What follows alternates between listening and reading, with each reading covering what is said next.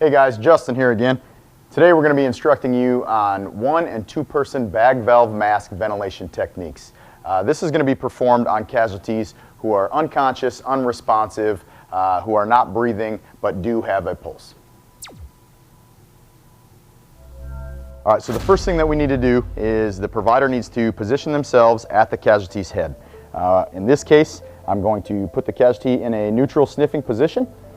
At the point where we have our casualty positioned appropriately, we're going to insert the appropriate airway adjunct. In this case, I'm going to be using a nasopharyngeal airway that I have found in the casualty's individual first aid kit.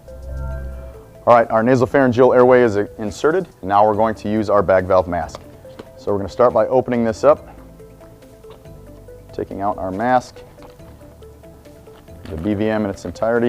You got to kind of pull it open here in this configuration, and we are going to secure our mask to the ventilation port on the bottom of it.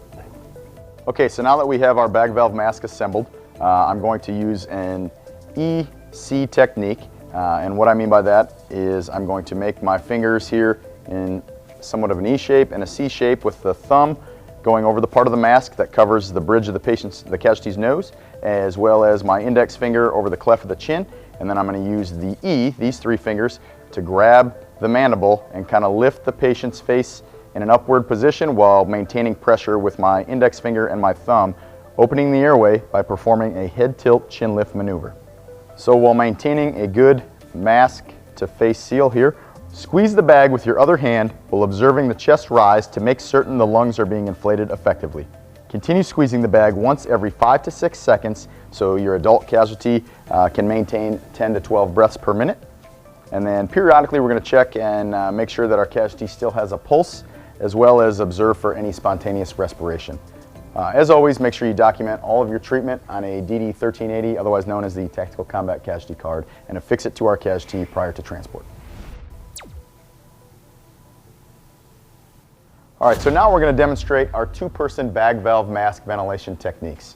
Now we're going to use our bag valve mask.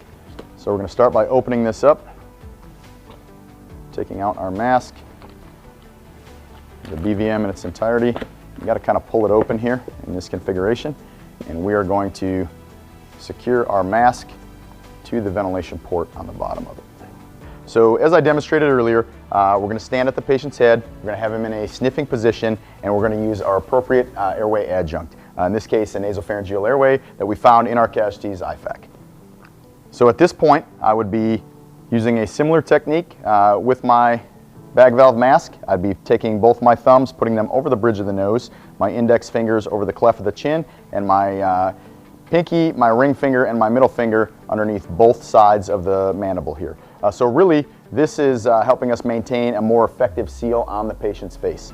So at this point, our second rescuer is going to squeeze the bag with both hands, continuing to ventilate our patient, watching for chest rise. If the chest does not rise, reposition the mask to ensure a good seal. Tilt the head and lift the chin to open the airway. If the chest rises and falls, continue on. And we're going to squeeze that bag, same as before, every 5 to 6 seconds, so we deliver 10 to 12 breaths per minute to our casualty. As well as watching for spontaneous respirations from our patient, we want to go ahead and periodically check and make sure that the patient's still maintaining a pulse. As before with all of our treatment, we're going to document appropriately on a DD Form 1380 or Tactical Combat Casualty Card and affix it to our casualty prior to transport.